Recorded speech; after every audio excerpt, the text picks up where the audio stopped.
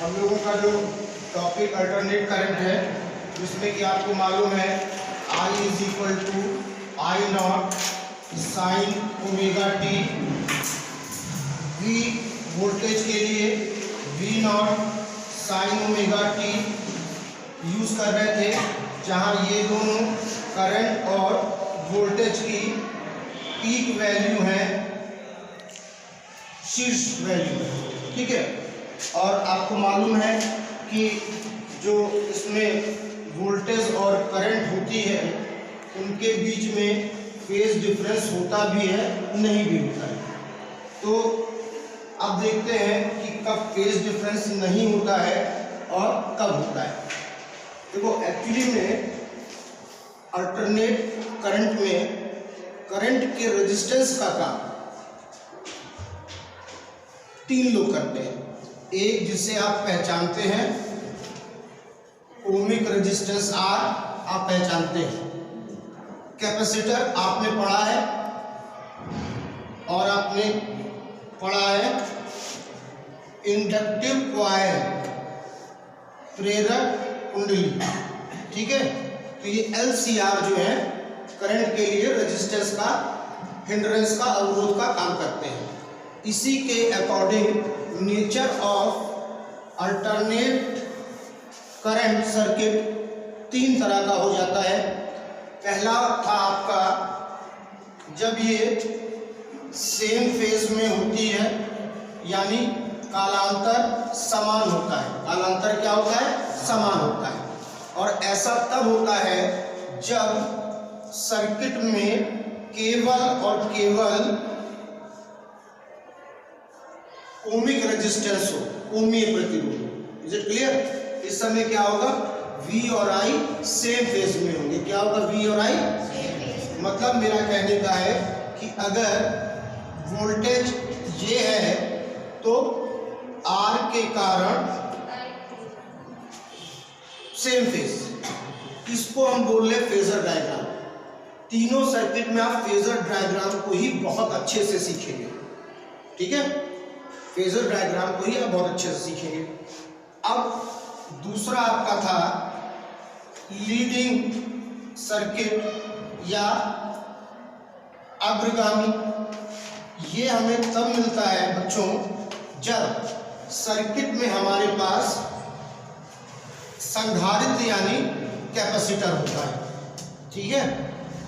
और इस समय क्या होता है? करंट आगे होती है और वोल्टेज पीछे होता है, ठीक है ना। तो इसका फेजर डायग्राम सीखिए। देखिए ये करंट आगे है और वोल्टेज को हमने क्या दिखा दिया? पीछे, ठीक। सी के कारण वोल्टेज क्या हुआ? पीछे। ये क्या था? Same phase I VR। Is it clear? अब ये क्या था? लीडिंग सर्किट हमें कब मिलेंगे? जब सर्किट में कैपेसिटर का यूज होगा। और लीडिंग में करंट क्या होती थी?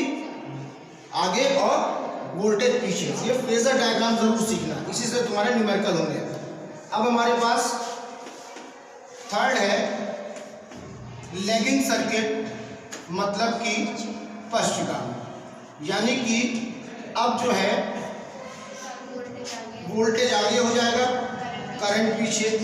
और ऐसा तब होता है जब इंडक्टिव कॉइल यानी कि प्रेरक कुंडली को यूज करते हैं। अब इसका फेजर डायग्राम कैसा हो जाएगा कि I आपकी क्या है? पीछे है, और L के कारण V आगे है। तो ये फेजर डायग्राम से ही हम आपको सारे न्यूमेरिकल सिखाएंगे और सारे फार्मूले बनाएंगे। इसी क्लियर कि हमारे पास नेचर ऑफ अल्टरनेट सर्किट के लिए सेम फेज के लिए ओम रेजिस्टेंस है, लीडिंग अग्रगामी के लिए C है और पश्चगामी लैगिंग के लिए, ठीक। ये फेजर डायग्राम है। अब आपको देखना है कि अल्टरनेट करंट में सर्किट में रेजिस्टेंस का काम कौन करता है। अभी आप DC पढ़ के आए हो, जहां आपको सिर्फ R is equal to V upon I। Ohm's law में R रेजिस्टेंस दिखाया गया था कि करंट के फ्लो में कौन हिंड्रेंस करता है, अवरोध करता है, वो R होता है। हमारे इसमें 3 लोग ये काम करेंगे, ठीक। एक होगा आपका ओमिक रेजिस्टेंस R, दूसरा जो L से होगा, और तीसरा जो कैपेसिटर संधारित्र C। अब नाम बदलेंगे बेटा यहाँ पे ताकि पहचान हो जाए। ये जो भी है सब R is equal to V upon I के फॉर्म में है, बस नाम अलग अलग करना पड़ेगा ताकि पहचान हो सके कौन किसके कारण, ठीक। तो इसको आप जानते हो, ठीक।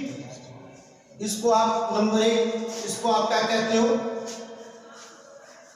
ओमिक रेजिस्टेंस, ओमीय प्रतिरोध। इसका फेजर डायग्राम आपको मालूम है, ठीक है। अब इसका फॉर्मूला क्या होगा, एक्चुअली में कोई भी R V और I का रेशियो होता है, तो यहाँ पे या तो V RMS होगा या I RMS होगा। V I नहीं तो बताएगा, या ये भी हो सकता है V नॉट और I नॉट। यूनिट क्या होगी इसकी, ओम। अब आगे भी जो आएंगे उनके बड़े बड़े आपको फार्मूले नजर आएंगे, लेकिन इंटरनल फार्मूला यही है, ठीक। इसको ना भूलिएगा, मदर फार्मूला यही है। अब देखिए, अब जो रेजिस्टेंस L और C प्रोड्यूस करते हैं उसको रेजिस्टेंस ना बोलकर हम बोलते हैं रिएक्टेंस। क्या बोलते हैं, रिएक्टेंस। और इसको बोलते हैं प्रतिघात। क्या बोलते हैं, प्रतिघात। और इसको दिखाते हैं X से, ठीक है। ये भी वही V RMS I RMS, इसकी यूनिट भी ओम है। नाम और पहचान है। अगर इंडक्टिव कॉइल की वजह से है, किसकी वजह से, तो इसको हम बोलेंगे XL, ठीक है। इंडक्शन रिएक्टेंस, क्या बोलेंगे, इंडक्शन रिएक्टेंस। इसको बोलेंगे इंडक्शन रिएक्टेंस प्रेरकीय प्रतिघात। और किससे दिखाएंगे, एक्सल से, ठीक। और एक्सल की वैल्यू किसके बराबर होती है, omega L। Omega angular velocity 2 पाई है, ठीक। इसके बराबर होती है ओमेगा L के। Is it clear. और ये तो इसका कंडीशनल फार्मूला है बच्चों। एक्चुअली में मदर फॉर्मूला इसका भी यही है, इसकी भी यूनिट ओम है। तो अगर जो C और L से करंट के फ्लो में हिंड्रेंस होता है, अवरोध होता है, उसको हम रिएक्टेंस प्रतिघात बोलते हैं। जैसे कि अगर कॉइल के इंडक्शन के कारण है तो इंडक्टिव रिएक्टेंस प्रेरक प्रतिघात। और किससे दिखाएंगे इसको, XL से। यूनिट वही है ओम, मदर फार्मूला यही सामने लिखा है। अब यहां पर देखिए थर्ड, अगर कैपेसिटर से है तो इसको बोलेंगे कैपेसिटेंस रिएक्टेंस। क्या बोलेंगे, धारतीय प्रतिघात। क्या बोलेंगे इसको, धारतीय प्रतिघात। और इसको बच्चों हम लोग शो करेंगे XC से। किससे शो करेंगे, XC से। किसको, कैपेसिटिव यानी धारतीय प्रतिघात को। XC मदर फार्मूला यही है, यूनिट ओम है, लेकिन इसका कंडीशनल फार्मूला है 1 अपॉन ओमेगा C। क्या है, 1 अपॉन ओमेगा C। तो दे आर 3 RLC, ये 3 लोग थे जो हमारे अल्टरनेट सर्किट में हिंड्रेंस प्रोड्यूस करते हैं, धारक के मार्ग में अवरोध करते हैं, ठीक। जैसे हमारा रेजिस्टेंस था, अब इनका नाम हमने क्या रख दिया, reactance. Mother formula V upon I रहेगा, यूनिट ओम रहेगा। कंडीशनल फार्मूला क्या है इनका, दिख रहा है ना। अब एक और चीज पढ़नी, एक और चीज आपको पढ़नी है, वो आपका है इम्पीडेंस। इम्पीडेंस इसको बोलते हैं प्रतिबाधा। इसको क्या बोलते हैं, और जेड से शो करते हैं। मदर फार्मूला ये भी वही है, V R M S upon I R M S या V naught upon I naught, ठीक है, और यूनिट भी इसकी ओम है। अब ये इम्पीडेंस और प्रतिबाधा क्या है, इसको आप कहेंगे the total hindrance in flow of current, AC current, प्रत्यावर्ती धारा के मार्ग में जो कुल अवरोध है, कुल अवरोध है वो किस नाम से जाना जाएगा, इम्पीडेंस, किस नाम से जाना जाएगा, जेड। अब ये टोटल और कुल का मतलब क्या है, अब दिमाग में आता है कुल का मतलब है इन तीनों के कारण ना, कुल का मतलब है सर्किट में जो लगा, एक लगा है तो इम्पीडेंस उसके कारण है, दो लगा है तो उन दोनों के कारण है, तीनों लगे हैं तो उन तीनों के कारण है। टोटल हिंड्रेंस का ये मतलब नहीं होता कि तीनों लोग हों, टोटल हिंड्रेंस का मतलब है कि जो वहां पर मौजूद है, अगर कोई इन तीनों में से एक है तो वही एक इम्पीडेंस प्रोड्यूस करेगा, कोई अगर दो है तो वही दो इम्पीडेंस बनाएंगे, प्रतिबाधा को उत्पन्न करेंगे, और तीन है तो तीनों करेंगे। तो आपको ये क्लियर हो गया कि हमारे जो एसी सर्किट में है वो धारा के मार्ग में अवरोध, ओमिक रेजिस्टेंस, ये लिखा हुआ है आप जानते हो, और सारे चाहे जो भी हो सबका मदर फार्मूला यही है। अब दो की पहचान, अब जो हमारा कैपेसिटर जो कि पंखे में लगा है, और जो कि चोक, आपने देखा कि हमारे पास नेचर ऑफ अल्टरनेट सर्किट के लिए, सेम फेज के लिए ओम रेजिस्टेंस है, लीडिंग अग्रगामी के लिए C है और पश्चगामी लैगिंग के लिए, ठीक, ये फेजर डायग्राम है। अब आपको देखना है कि अल्टरनेट करंट में, सर्किट में रेजिस्टेंस का काम कौन करता था। अभी आप डीसी पढ़ के आए हो, जहां आपको सिर्फ R is equal to V upon I, Ohm's law में R रेजिस्टेंस दिखाया गया था कि करंट के फ्लो में कौन हिंड्रेंस करता है, अवरोध करता है, वो R होता है। हमारे इसमें तीन लोग ये काम करेंगे, ठीक। एक होगा आपका ओमिक रेजिस्टेंस R, दूसरा जो L से होगा, और तीसरा जो कैपेसिटर संधारित्र C। अब नाम बदलेंगे बेटा यहाँ पे ताकि पहचान हो जाए। ये जो भी है सब R is equal to V upon I के फॉर्म में है, बस नाम अलग अलग करना पड़ेगा ताकि पहचान हो सके कौन किसके कारण है, ठीक। तो इसको आप जानते हो, ठीक। इसको आप नंबर 1, इसको आप क्या कहते हो, ओमिक रेजिस्टेंस, ओमीय प्रतिरोध। इसका फेजर डायग्राम आपको मालूम है, ठीक है।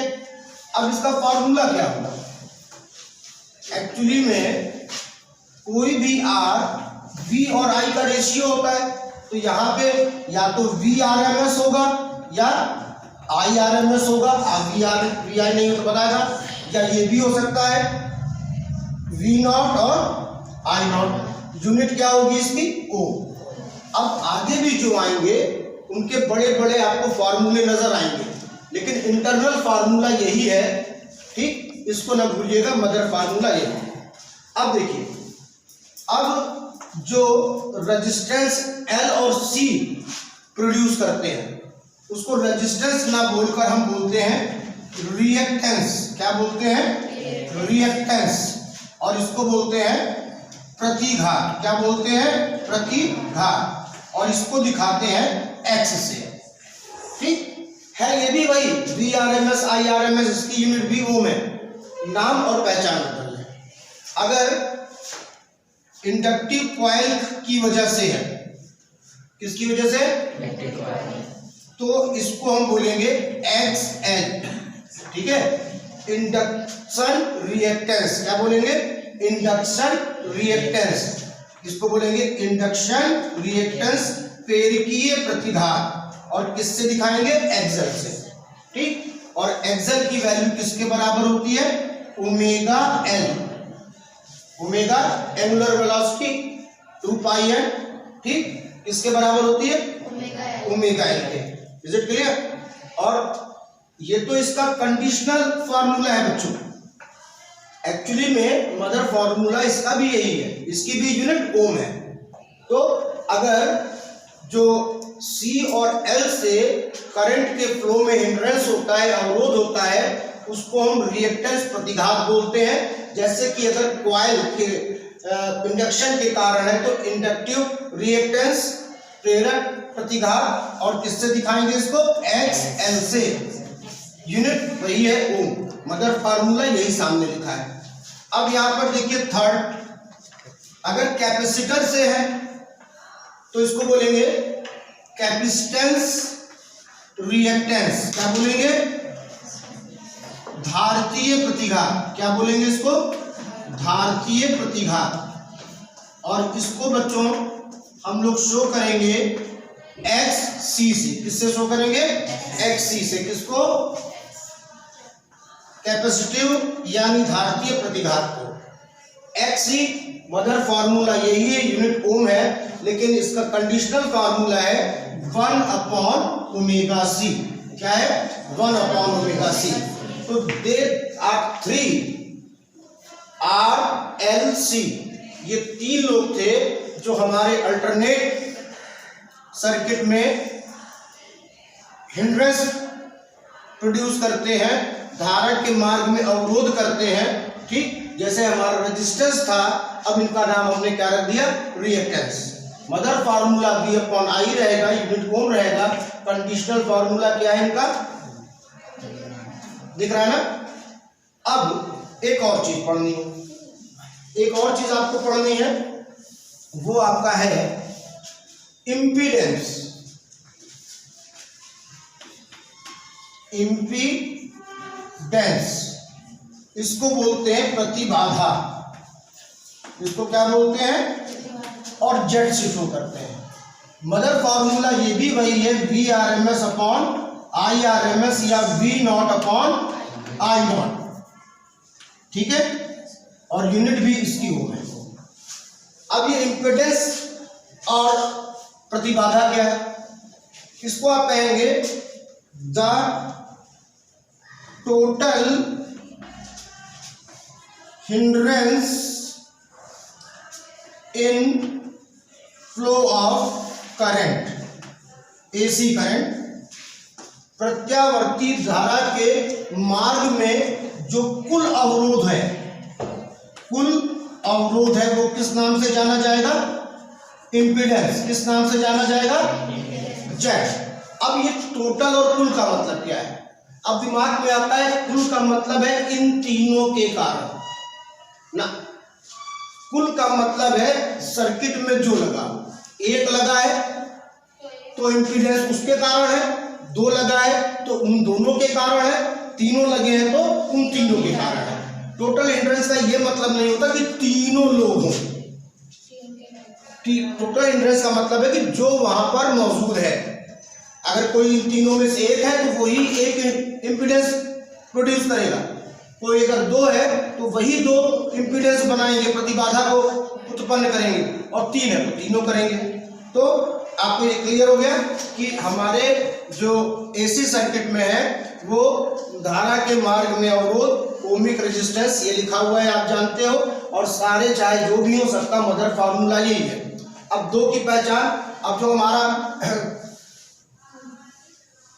कैपेसिटर जो कि पंखे में लगा है, और जो कि चोक कॉइल, जहां पर देखिए ऊपर चोक कॉइल ऊपर दिखा दो, ये जो है ये आपका चोक कॉइल है L, और वो पंखे में है C। ये लोग भी हिंड्रेंस और वो पैदा करते हैं, उनका नाम बदलना है, इनको बोलेंगे हम रिएक्टेंस प्रतिघात। अगर आपका कॉइल के कारण है, प्रेरक कुंडली के कारण है तो एक्सल कहलाएगा, और कंडीशनल फार्मूला ओमेगा एल होगा। ओमेगा सबको मालूम है 2IN होता है। अगर कैपेसिटर से है तो क्या कहलाएगा? XC। यूनिट ओम है और कंडीशनल फार्मूला क्या है 1/ओमेगा C, where omega is 2πn। Is it clear? अब एक चीज और यहाँ पर पढ़नी है कि हिंड्रेंस क्या है, वो सारी इंपीडेंस क्या है, प्रतिबाधा क्या है। तो सिंपल सी बात है कि जो total hindrance in the flow of current, जो कुल अवरोध हो रहा है, उसको यहां Z प्रतिबाधा इंपीडेंस से शो करेंगे। मेनली ये भी वही V और I का रेशियो है, इसका यूनिट भी ओम है। ठीक, अब यहाँ पर टोटल शब्द का मतलब ये मत समझ लेना कि जब तीनों होंगे तब, ऐसा नहीं है। दिए गए सर्किट में जो उपस्थित है, जो प्रेजेंट है, जो लगा है, वही हिंड्रेंस दे रहा है, वही कुल है। एक है तो एक से है, दो है तो दो है, तीन है तो तीनों से। Is it clear? तो ये लोग हमारे नए मेहमान आए हैं, जिनको अब नया इंट्रोडक्शन हुआ है। अब एक चीज और यहां सिखा दें आपको कि ये लोग एसी में लगते हैं, डीसी में नहीं। एसी में है पर डीसी में कौन? एल और सी, ये दोनों। अब अपने आप में डीसी में क्या होता है? एंगुलर वेलोसिटी 0 होती है कोणीय, जबकि अल्टरनेट में होती है। अब अगर इसको हम डीसी में लगा दें तो ये ओमेगा 0 हो जाएगा, तो 0 और एल कितना आएगा? 0, तो कोई फायदा नहीं लगाने से। अच्छा, अगर हम कैपेसिटर को लगा दें यहां तो इसकी वैल्यू 0 रखिए, तो 1/0 क्या हो जाएगी? इनफाइनाइट, वहां भी किसी काम का नहीं है। इसलिए इस कारण से ये लोग कहां पर लगते हैं? एसी सर्किट में। डीसी में क्या होगा ये मैंने दिखा दिया।